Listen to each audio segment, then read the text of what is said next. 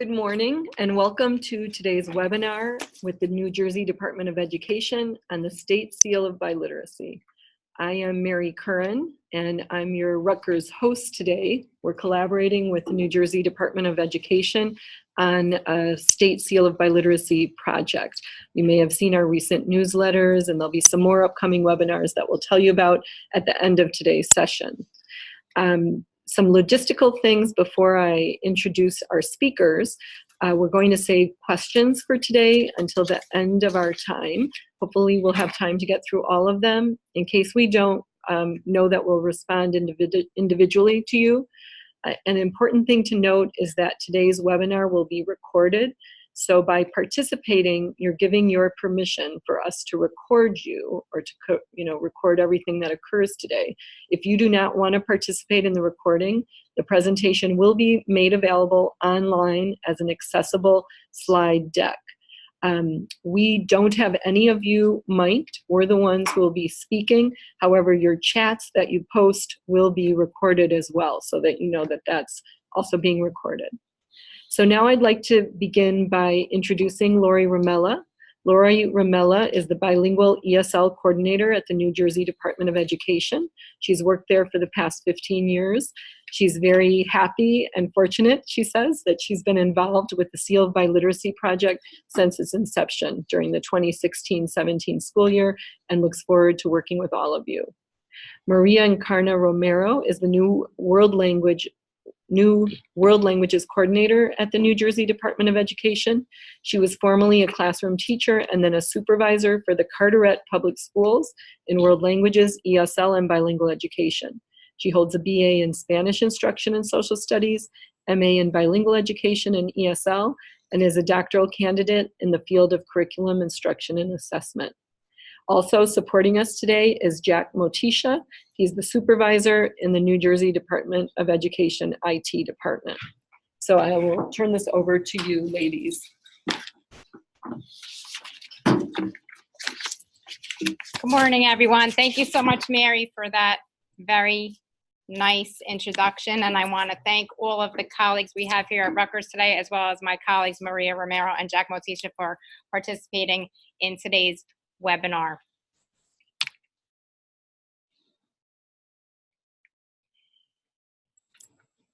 This is today's discussion agenda. Just wanted to give you a brief idea of what we will be covering today. We may or may not take the full hour, probably depending on the number of questions we receive. We'll be sharing with you some of the data that we have collected from the 2017-18 school year, as well as prior years on the State Seal of Biliteracy. We'll speak to you about how students can actually demonstrate their linguistic proficiency. We'll provide to you the assessments that can be used to demonstrate biliteracy, the timeline for implementation, how we collect the actual data, some information about the spreadsheet that we collect, some resources that we have, the difference between the insignia and the seal, and then at the end, as you heard, we will take questions and concerns. Just wanted to make sure you're all aware of how the Seal of Biliteracy began. So in 2013 through 2016, there was a pilot that was led by NJTESOL, which is New Jersey Teachers of English to Speakers of Other Languages, New Jersey Bilingual Education, as well as FLENG, which is the Foreign Language Educators of New Jersey Association. And as you can see from the numbers here, when it first began as a pilot, in 13-14, there were 7 school districts that had participated, 185 certificates awarded in 10 languages. And then as you can note at this particular table, these numbers have increased over time. And then in the 2016-17 school year, this became actual legislation, and that we, at that time, at the New Jersey Department of Education, had to implement and roll out the State Seal of Biliteracy.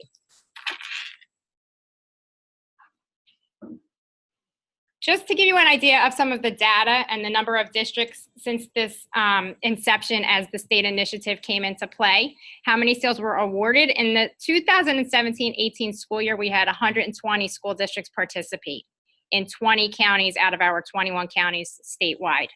And 3,579 state sales were awarded. So you could see that large increase from the numbers you saw previously. And then in the 16-17 school year, when this actually became state legislation, 85 districts participated and about 2,015 sales were awarded to students. And we expect these numbers, as you would imagine, to increase for the 18-19 school year as well.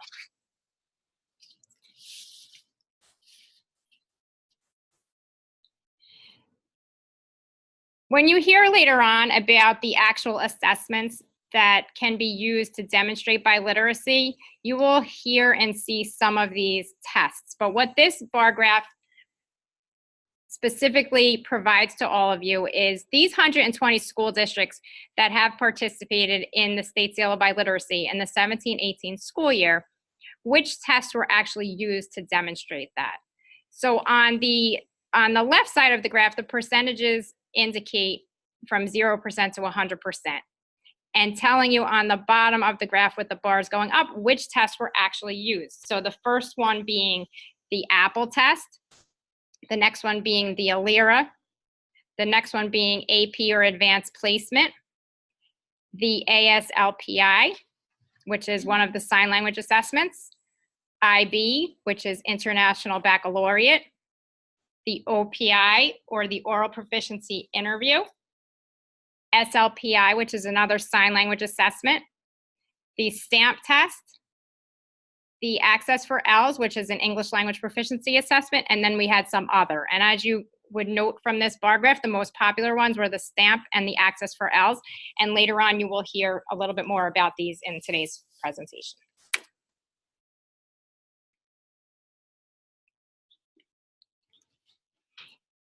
Again, the 17-18 school year data indicates which languages were providing awards of the state sale of biliteracy.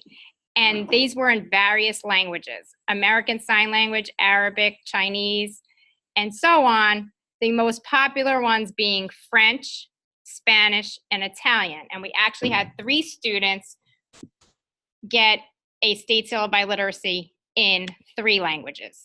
So although it's called biliteracy, it does not mean that it can't be triliteracy and more languages than that.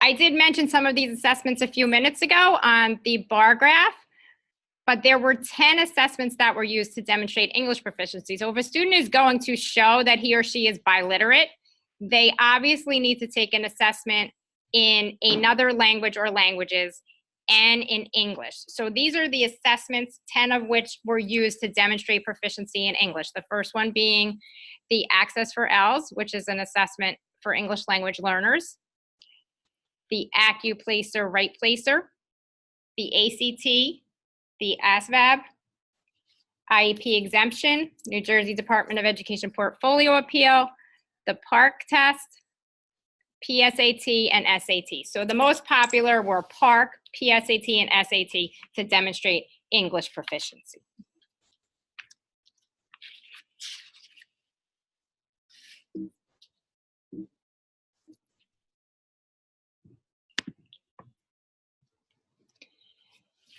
Then these were the assessments that were used to demonstrate students' proficiency in languages other than English, or world languages. There were 7 of these. And the most popular ones here were the STAMP test, the Apple, and the ALERA.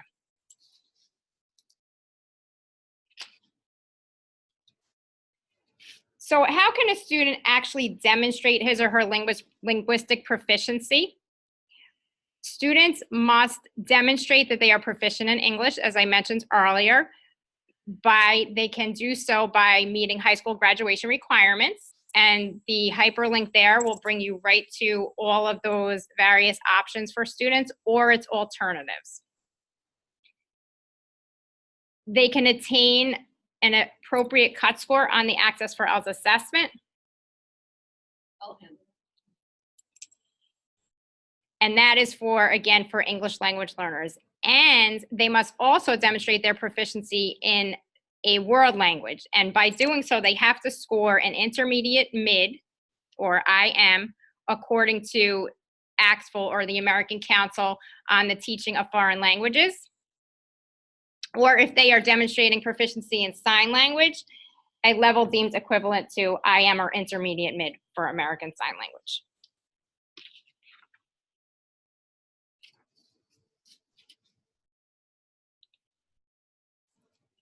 These are the actual assessments that can demonstrate the English proficiency. As you see here, it can be PARC, English Language Arts, the SAT for critical reading, evidence-based reading and writing. And all of these are outlined and provided to you on the New Jersey Department of Education State Seal of Biliteracy website. And again, if it's a student who's an English language learner, he or she can demonstrate English proficiency on the Access 4Ls assessment. And then these are the assessments that can be used to demonstrate the world language proficiency using the OPI and WPT, or written proficiency test. Students can use the AP Advanced Placement World Language and Culture exam, the Apple test, and you can see that each of these tests indicate different scores. So the Apple World Language and Culture exam has to be a 4 or higher. The Apple has to be a 3 or higher. Stamp a 5 or higher. IB, or International Baccalaureate, a 4 or higher. ALIRA, which is a test for Latin, an I3 or higher.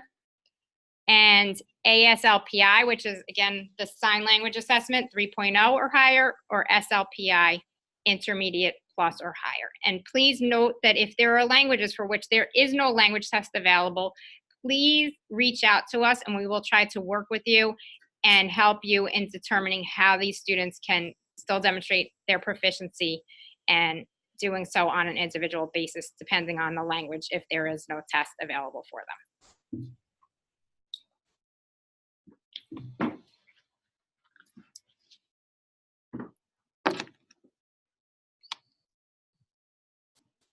Hi, everyone. It's Maria Romero speaking to you. I'll be sharing the mic with my colleague, Jack, who works with me at DOE.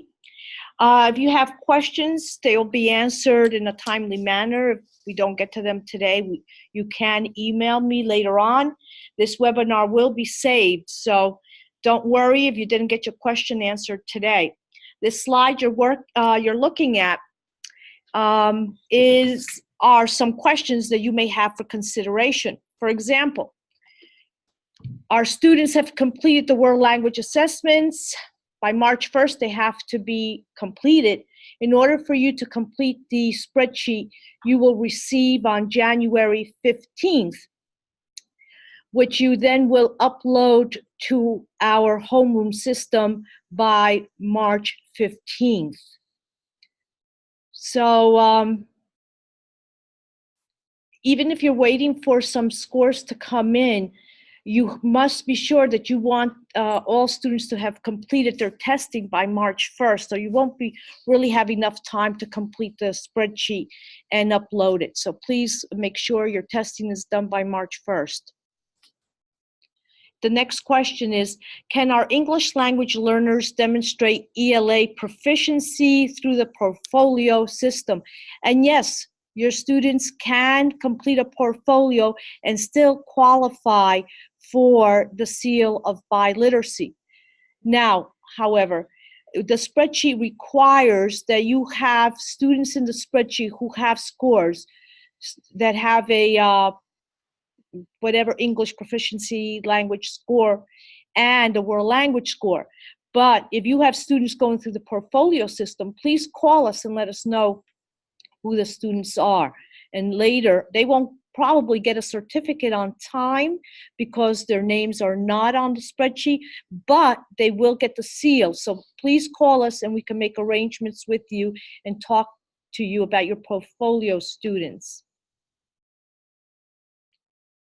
The implementation timeline. At this point, we are now in January. March 1st, all testing must be completed.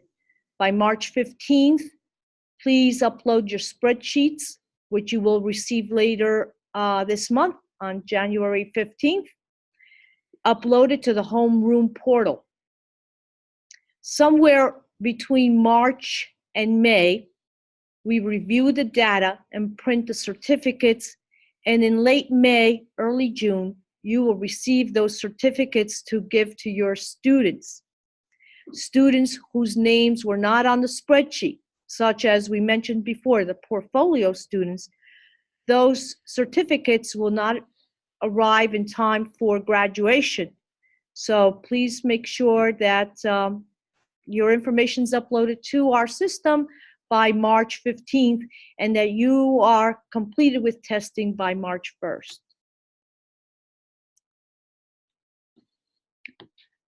Data collection process sort of goes over what we just mentioned. March 1st, all testing scores must be completed.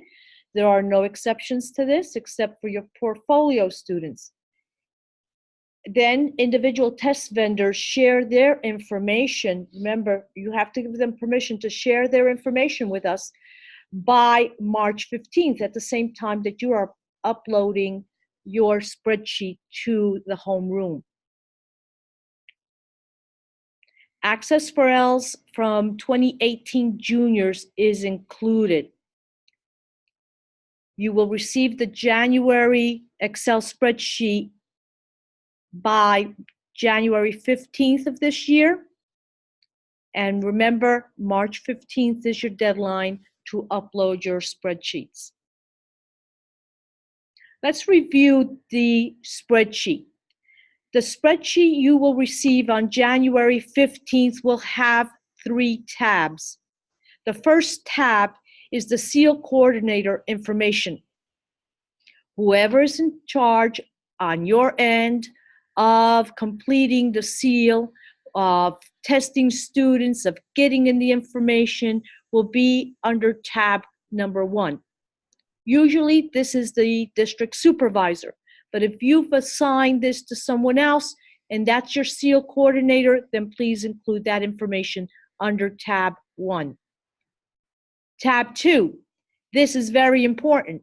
This is where we will find your student score information, including the county code, your district code, and all student information, such as the student's state ID, his or her local student ID, first name, last name, the world language assessment used, the ELA assessment used, the ELL status, and ELL type. And under tab 3 is a statement of assurance, checkbox stating that the information is correct. We're now going to go over that spreadsheet.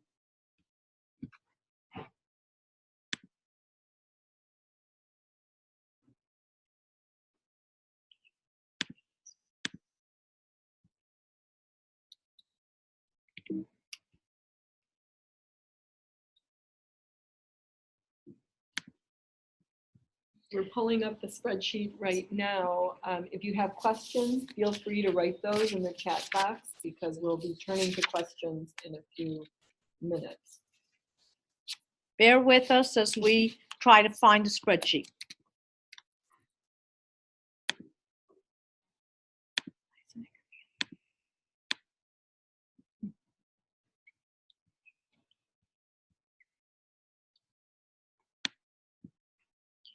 I know you're next. I'm sorry, I don't know.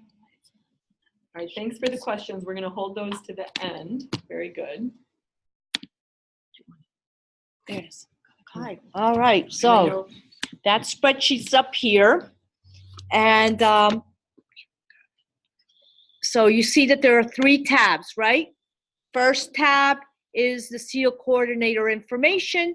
And if you see, it says SEAL district, and that's a code. Remember, that is a code. School name. Now you can put in the school name.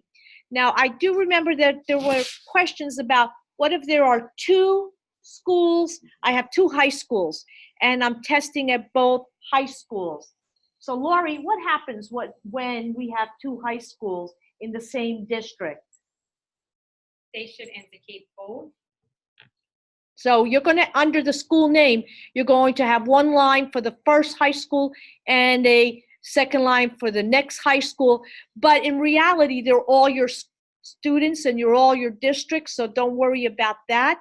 But so that we recognize that you have two schools, their mailing addresses, and you're probably the same coordinator for both schools. So don't worry. But I did have that question come up at some point. Now you have a mailing address for the certificates, your coordinator email address, and your coordinator phone number. Did we get any questions regarding that by any chance before I move on? We don't have questions about that. Okay. But perhaps this is related to it, where it asks ELL type. Okay, so we're coming to that. Okay. Okay, so on this is the most complicated tab because it's going to be asking about student information. So let me get to the beginning of the first thing you do. So here you go, and you're going to enter a student, right? So you have to put in the county code, which is usually a 2-digit number, I believe. Yes, it's a 2-digit number. It's 1 through 21. I think everybody out there probably knows their county code. So that county code is pretty simple. I'll go through county name. It's just a literal, you can enter your county name. Your district code, very important. I think the district code, I know district code is a 4-digit alphanumeric. If you have 0 in front, please include the 0. In years past, we've got a lot of district codes that were not 4 digits. The county code was included with dashes. That's maybe okay for you, but not okay for us. When we go to process this as statewide data, it's very difficult to decipher non-4-digit codes that are in there. So please adhere. A district code is very, very important to the 4-character or 4-digit district code of your district. My eyes aren't so good. District name, again, district name is a literal, and you can enter really whatever you want because we're going to decipher or decode your district name, your official district name from your district code anyway. All right. Your school code, I believe, Lori, is it a 3? I know it's a 3-digit code, but do we ask just for the 3-digit or the full 9-digit code here? Do you know? Okay, so the school code, again, is the last 3 digits of your, what we call your CDS code. I'm sure you're all familiar with that. And again, that is, it's, even though it's digits, it is alphanumeric. If you have leading zeros in your school code, please include them.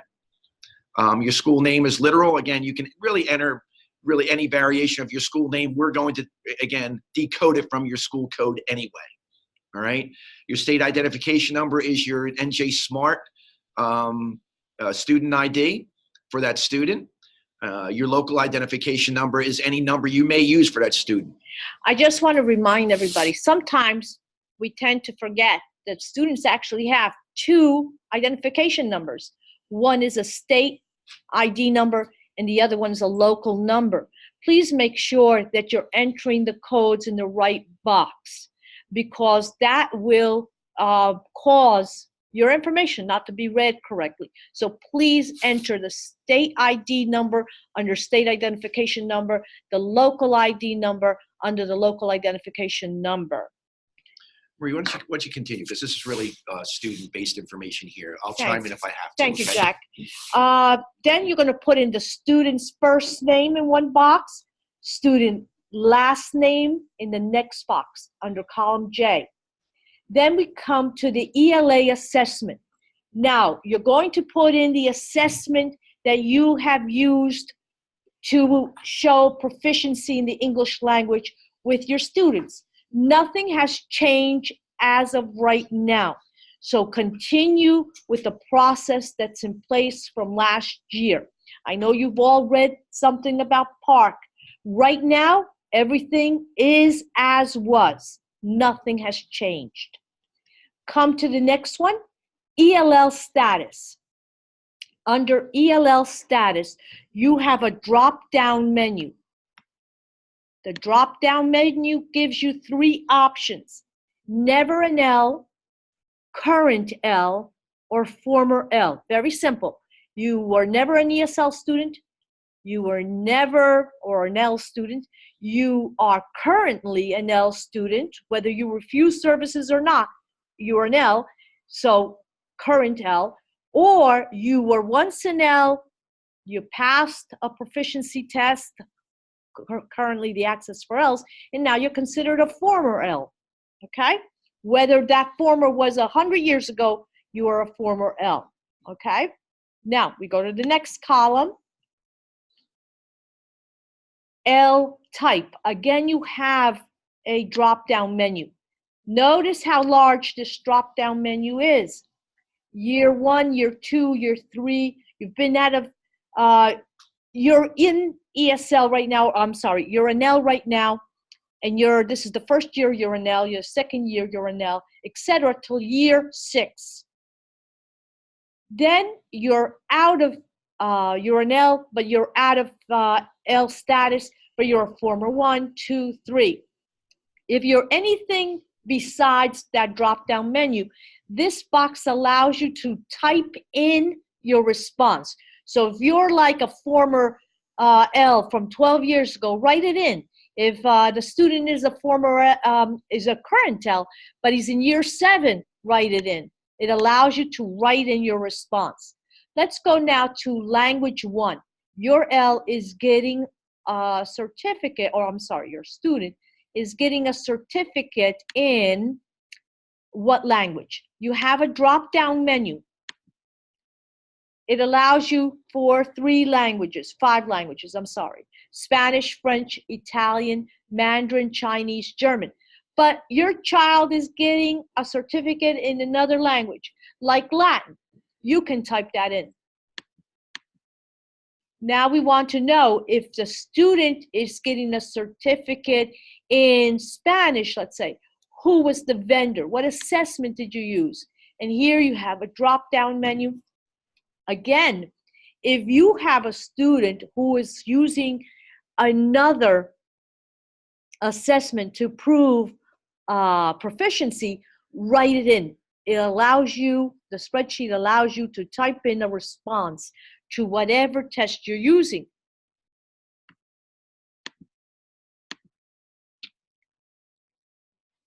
And now, if you have a student who speaks other languages, who took a test in other languages, then the same process can take place. And I just wanted to add on to what Maria is indicating about this section where you're indicating the world language assessment and the language or languages. This looks slightly different from last year, if any of you have seen the one from last year, because this data that's being collected here will be provided in your school district's performance reports. So we wanted to be able to refine this so that we can have that information to indicate it on there. Thank you. So as you can see, students can take an assessment to prove proficiency in one language, but they can also prove proficiency in a second language, in a third language, in a fourth, and so on and so forth. With your drop-down menu, if the language is not there in the drop-down, remember you can type in a response. We just tried to make this a little easier for you. All right, so I think we're done with our tab number 2. We are going to go to tab number 3. This is the tab where you check off, you see column B? You click on it, it will check it off that you have looked at the information as the coordinator, that everything is filled in correctly, that you have student names and their student IDs and their local student ID in the correct place, and that the information is truthful, and therefore you are signing off on it. Again, you click on column B to show that in tab 3, which is the statement of assurance.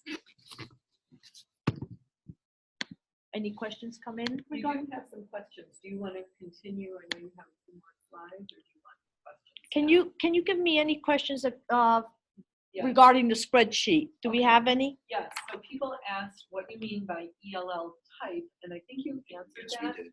But somebody was asking if someone has never been an ELL, under the ELL type, do you put not available?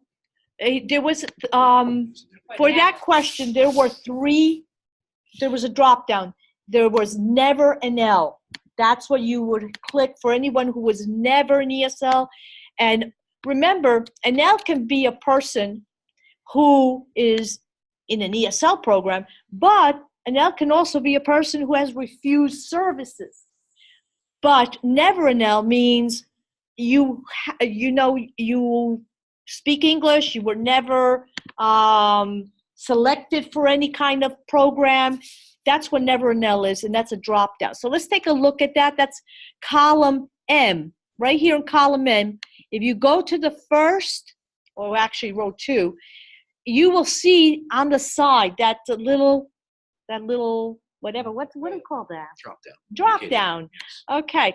When you go to the drop down for column M, this means an L student. Refusal or non-refusal, this is a person who needed services. This drop down then is used for someone who has been identified as an L. If I go back to column L, status gives me I was never an L, never identified. I think the question is for column M, if you put never an L, do you have to put anything in column? No, if you were never an L, therefore you would have nothing in column M. So Lori, just leaving it blank. At this point, just leave it blank because that person was never an L. Right, because it says if applicable there too, L type if applicable. So right, so if they never were, they just leave it blank. Here's a related question.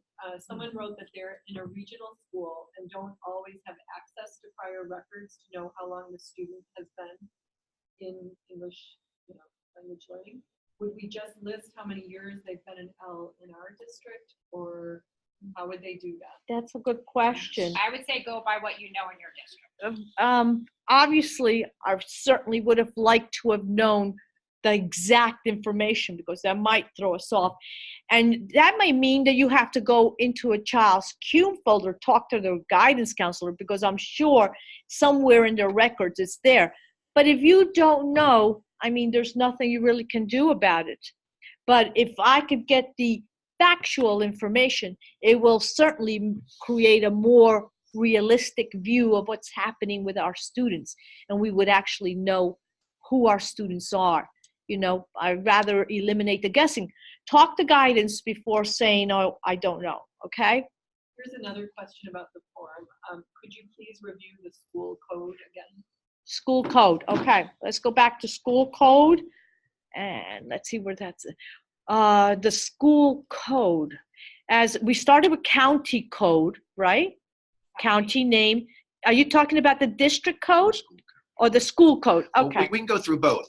Just real quick, every school in New Jersey is identified, every public school in New Jersey is identified by a county code, a district code, and school code within the Department of Education. If you do not know your county code, district code, or school code, it is on our department's website. Look under the data tab, under the school directory, you can find your school code. Now, let me be very specific about this. We always refer to in the department as a 9-digit school code. The 9-digit school code is a combination of county code, district code, and school code. So you may go on our district, on our department website and see see your school code is, let's say, 215210-003. Well, there's a 9-digit code. The first 2 digits are the county code. The next 4 digits are your district code. The last 3 digits are your school code.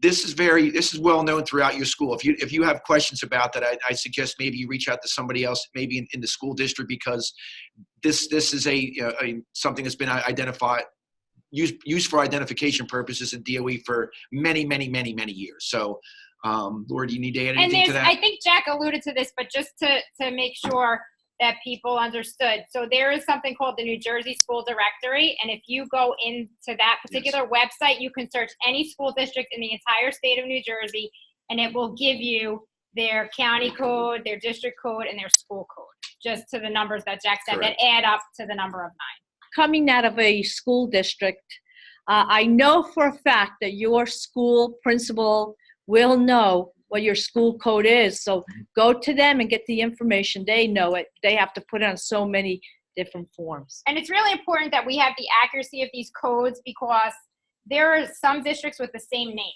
right? There are some townships with the same name. So for the first one that always comes to mind is Washington Township. There are 6 Washington townships in the state of New Jersey. So if these codes aren't accurately captured here, we don't want to send the certificates to the wrong district. And while we're on this, this tab, I want to mention that, you know, in the past, in dealing with this data when it comes back in at the state level, we want to make sure there is 1 student per row here.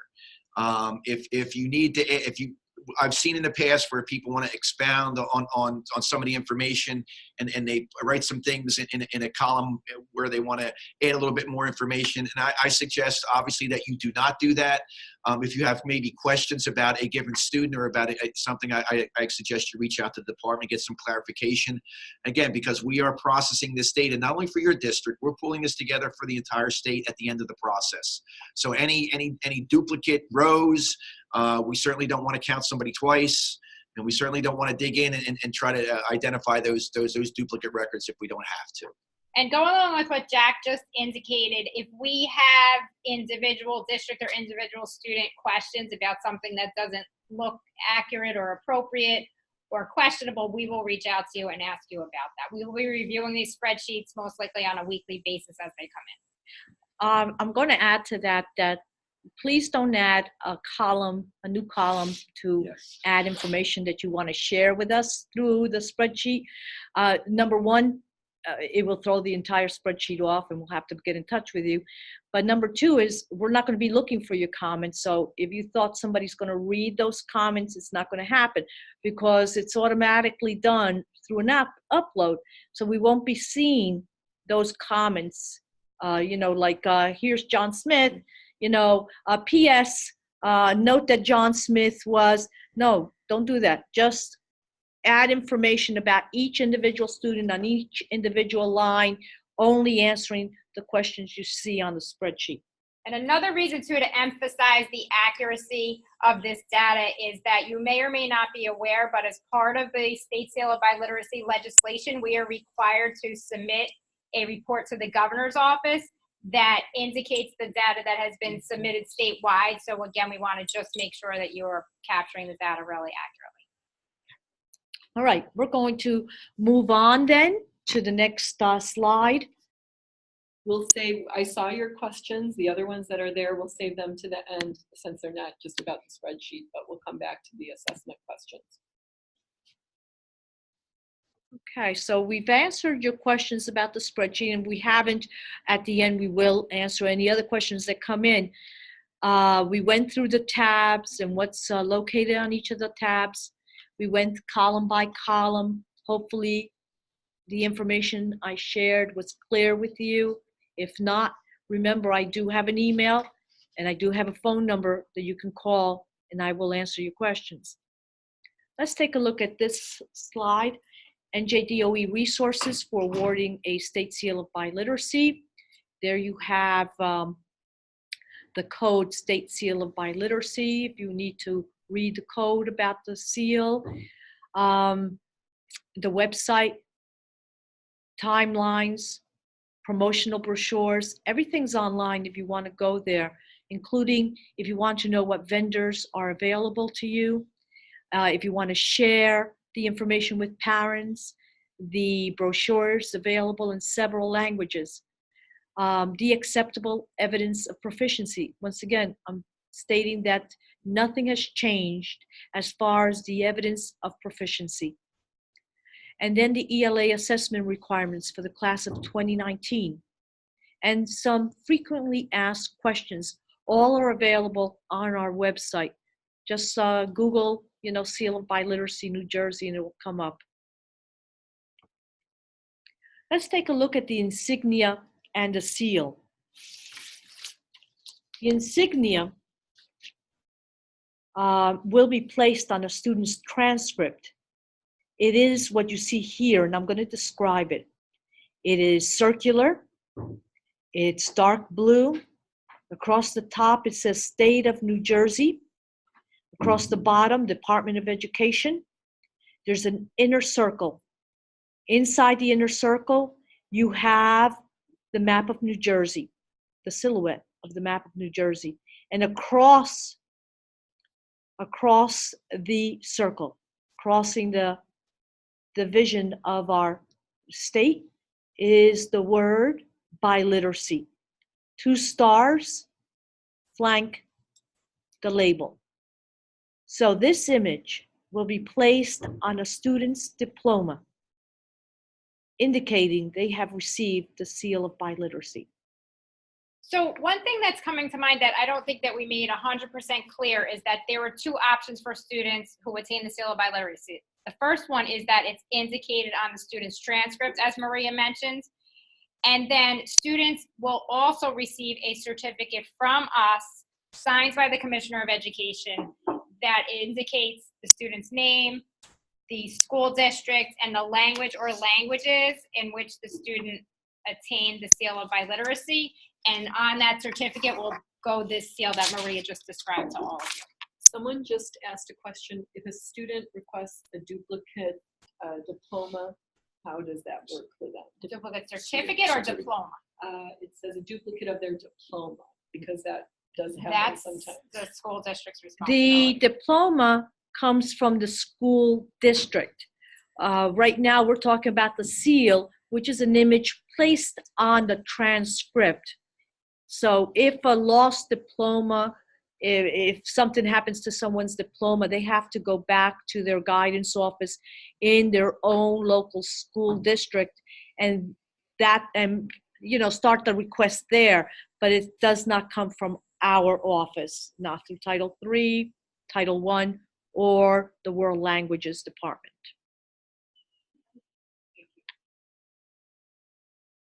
Okay, for additional information, here are our email addresses that you can send questions to if you wish to ask us any questions that have not been sent in this morning. So I have a few questions. we're going to share with answer you. those questions that you were typing in the chat. I think before we start those questions, this is Jack from the IT department. I want to make sure everybody knows how to actually upload the spreadsheet. On the New Jersey homeroom main page, you're going to see a tab for the seal of biliteracy. You're going to click on that tab, and it's going to give you the ability to upload your spreadsheet. And again, that's any kind of, if you're familiar with dragging and dropping or cutting and pasting, all you're doing is taking the spreadsheet from your local computer and placing it in a directory. And that's when we actually receive your spreadsheet. So when you get the spreadsheet and you are filling it out, all the work you are doing is local. So if you get the spreadsheet on January 15th and you want to start entering 10 kids right away, all that work is going to be local. We are not going to see that. The only way we're going to see that is when you log in to homeroom and you upload your spreadsheet. Now, I'm sure in between January 15th and the March 15th deadline, you may have uploaded your spreadsheet, let's say, at the end of February, and you realize that you need to make a couple of changes. So you can re-upload your spreadsheet again. I would prefer, and I think we would all prefer, that you name your spreadsheet the same spreadsheet and overwrite what we already have. We don't want to have duplicate spreadsheets in your folder. One from February 15th and another one from March 5th. So they're going to be a little bit different. And one last thing I need to add, if anybody is new out there doing this, you need to have a user ID and password to do this. The way to do that is to contact your district's web user administrator. They may have been even renamed to your homeroom administrator. So the only way to get a login ID and password, if you do not already have one, is go to your district's web user administrator, and they will grant you access in order to upload your spreadsheet.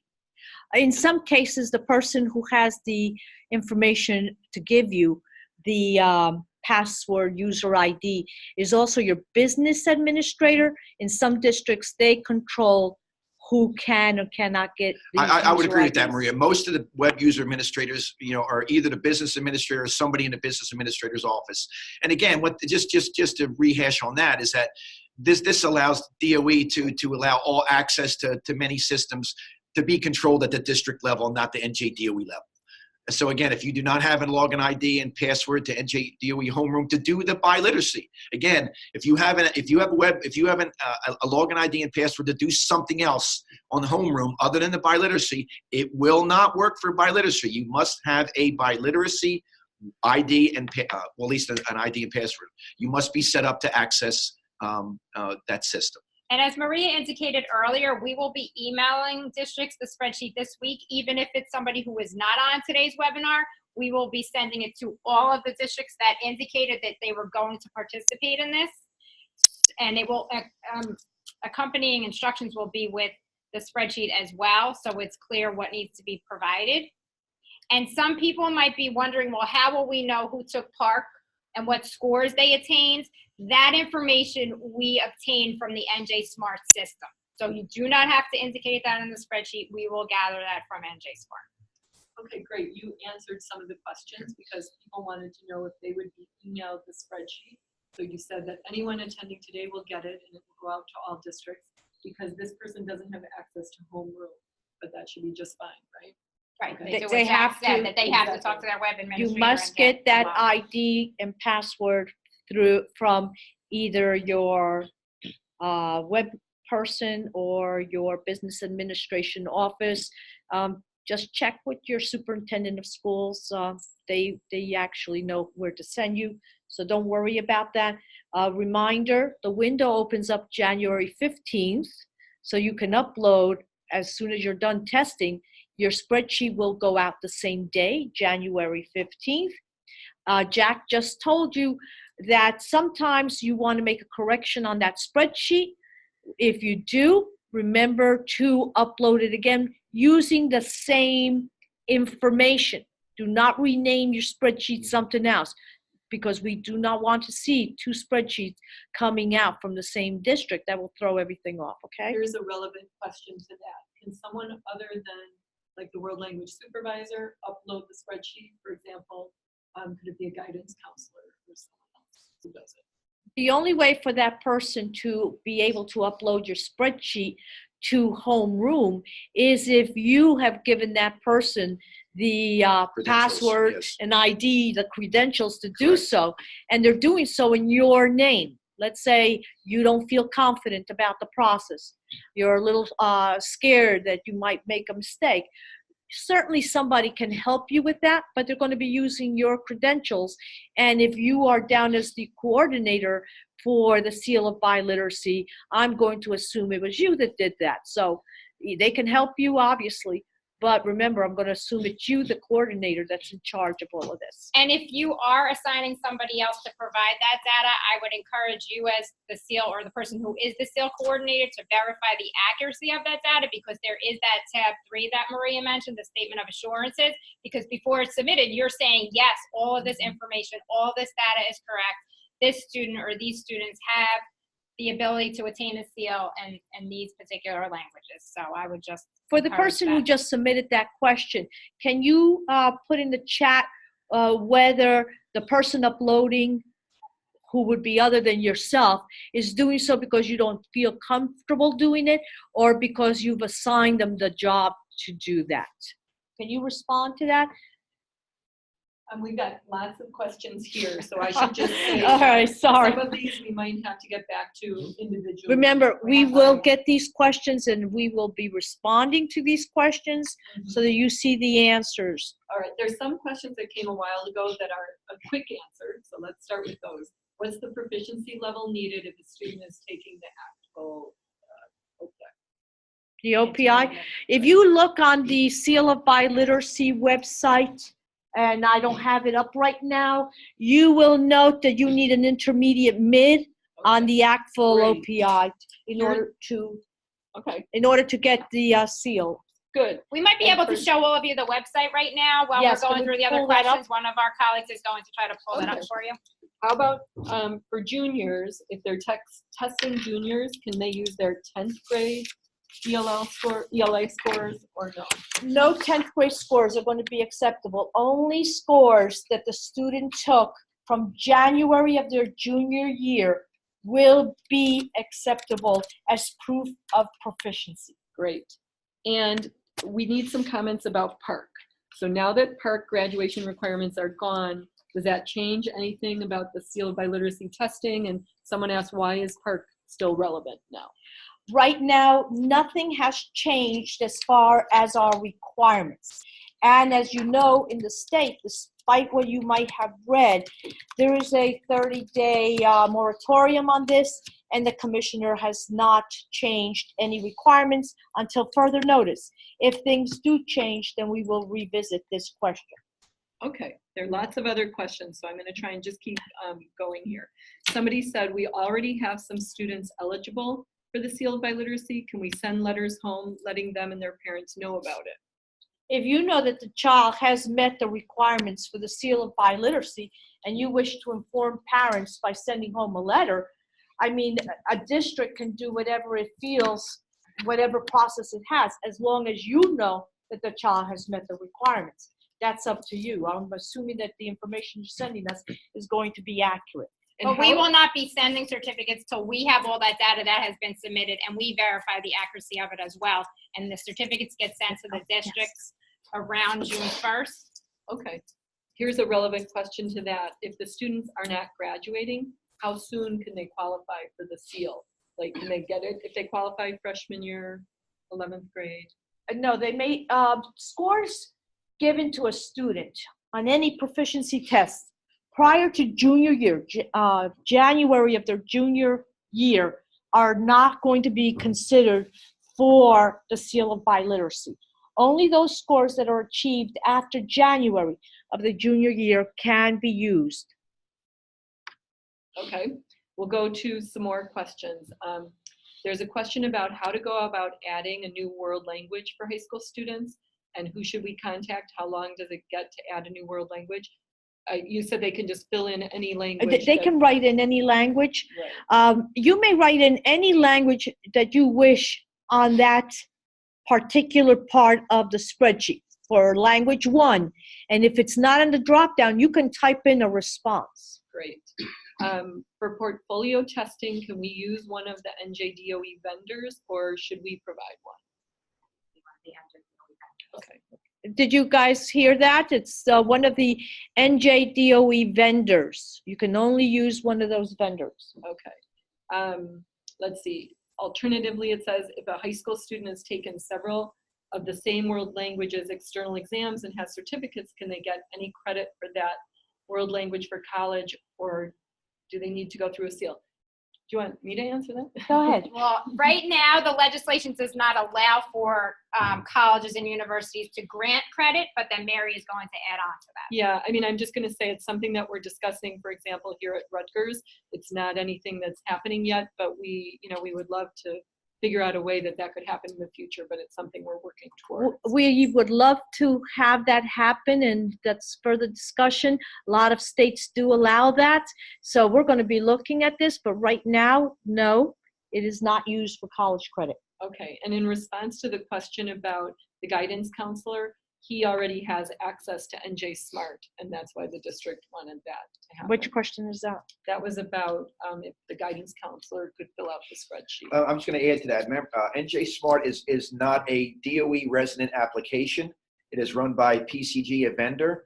So the access to NJ Smart is controlled outside of NJ DOE and outside of the web user administrator. So if you do have NJ Smart access, doesn't necessarily mean have access to any NJ DOE homeroom app. Yeah, Okay. and that actually will not give you access to the homeroom. So I So think there are we two could reach different out to systems. the Yeah, there's two There's the different systems. NJDOE homeroom that you heard about from Jack, which is where the spreadsheets get uploaded. And then there is NJ Smart, which is run by an outside vendor, as Jack indicated, where we will have that data about Park, let's say. Okay, great, thank you. There's a question about it being beneficial to students to apply for the seal in their 11th grade year so that they could have that distinction when applying to colleges. We are not able to grant it until the student is graduating high school because that is what's required per the legislation and an administrative code that Maria had been linked to earlier. So I agree, but we can only do what we can do. I mean, if you know that the student has has taken the test after January of their junior year, and you know that the student has passed the park. I don't know, you need all that information. If you have all that information and in your head you know that he or she made the seal, but on our end, we don't grant that until graduation. So I don't know what to tell specifically you. says graduating high school Yeah. seniors. I don't know what to tell you. I think they could put in a college application, in their narrative that they're eligible for the seal and that they're in the program. That certainly would look good. But That sounds like a great option. Yeah, maybe when they expect to attain it. Student is eligible for the seal come senior year or something. There's a question about what the timing is for what year students must take the proficiency exams. For example, is it only the junior year for AP exams? And then also who pays for those? Are districts usually paying for That's a them, lot or of questions. students? Let's take one part at a time. Give me the first part of that question. The timing for taking the proficiency exams. The timing for taking the proficiency exams are after January of the junior year. A student can take a proficiency test to prove proficiency in the world language. An AP exam, however, if given in the senior year, the results will come in too late for the student to be able to take to use it to prove proficiency, because that's taken towards May, I believe. And so since you have to upload the spreadsheet by March 15th, there's no way that AP could be used to prove proficiency. So that has to be taken in the junior year. And everything that Marie is responding is also addressed in the frequently asked questions section of the State Seal of Biliteracy website about timelines and when tests need to be administered. And what about the funding of paying for the assessment? It's the district's responsibility. Some districts pay for the assessments, and some it is the students, parents, or guardians pay. And someone asked me about getting a copy of these slides. We are going to be posting an accessible copy of the slides and the webinar link. Another question is, do colleges and universities accept the seal all over the U.S.? I think that is something that's happening right now. We don't have an answer for that either. Universities are trying to figure out how to accept the seal. I would have to look into that. Maybe some other states have it in their legislation that they are going to provide college credit, but it's not in New Jersey state legislation right now. But as Mary did indicate, I know part of the for work with Rutgers is that they're going to explore that Minnesota accepts it as college credit, and a couple of other states, but right now New Jersey does not, and we're working on that. Okay, and let's see, there are a few other questions here. We have a newsletter that we've been putting out. We're going to send everybody participating today a link to it, just in case you didn't get it through your school district. But a great story for the future newsletters would be something about what universities are doing. Somebody said her question about adding a new world language for high school students wasn't answered. So her question is, I'm not questioning about adding a world language on the spreadsheet. It's adding a new world language that can be recognized by the seal. But any world language can be recognized by the seal. As long as the student is able to demonstrate proficiency through the actual guidelines that equate to intermediate mid. So that's like maybe an individual conversation too that we said earlier on one of the slides, that if there is a language for which there is no test available, please reach out to us and we'll work I with want you to on that. add to that, because I do get a lot of requests for, languages that are not represented by some of our vendors. The problem is, whatever test you use to show proficiency, it has to be aligned to the actual standards.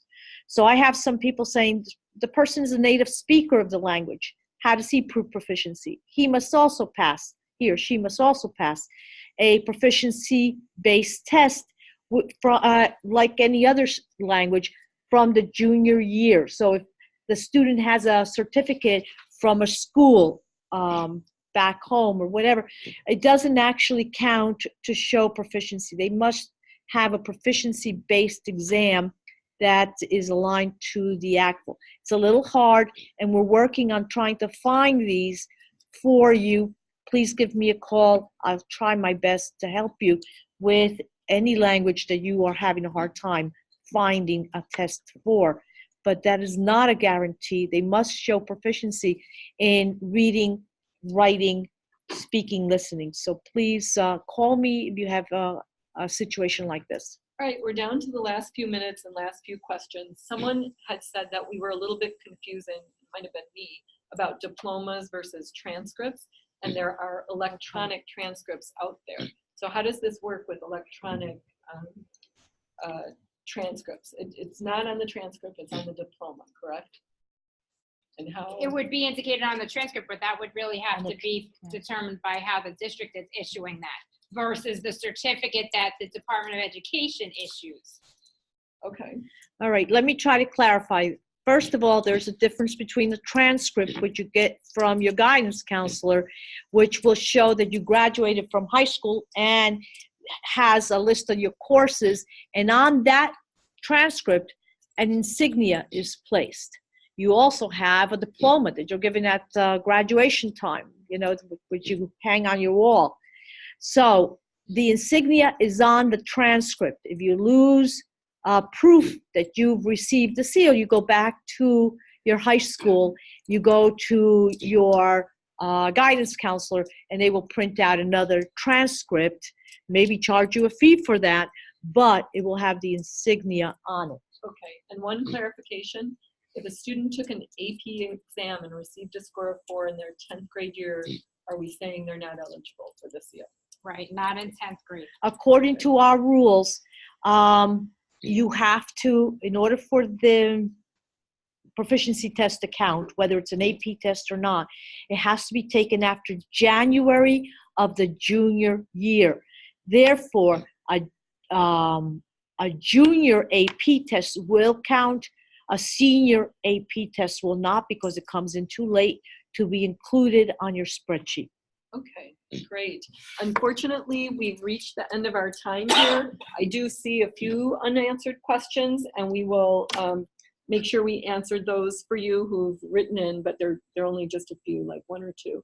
Someone just said after January 1st or after January 31st. Is that a quick answer? That may be a quick answer. It's after January 1st of the junior year. Okay. And how do the districts get the insignia to put on a transcript? So on the transcript, what's indicated is State Seal of Biliteracy. And that actual visual that Maria described to you is what we put on the certificates that we issue for the students. Okay. And how they get that? They don't. They only put State Seal of Biliteracy on the transcript. Okay. And does the student have to take the proficiency assessments within districts, or what if they're taking a language school like outside of the school, as long as they can show proof of the... Right, if they could show proof and that they've attained that appropriate school. Okay, and this is going to be the very last question. If a student satisfies their ELA grad requirement in multiple ways, like the PARCC, SAT, etc., do we enter all of those into the spreadsheet? No, just one. Just one. Choose one. If that's used for proving proficiency in ELA, choose one. Okay.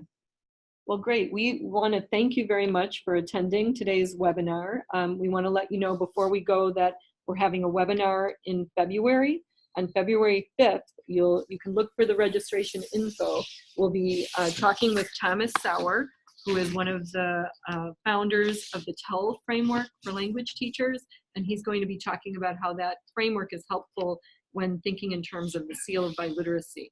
So we'll send you registration information. We'd love to hear ideas from you about speakers or foci for future webinars if you want to send those to us. And we will also send you our newsletter that we spoke about. Do you have any? Yes. Oh, and we will be sending information about a survey for districts who are handling the seal of biliteracy. So if those of you who are here today will be getting up and running, but just want you to know that we'll be sending out a survey about that.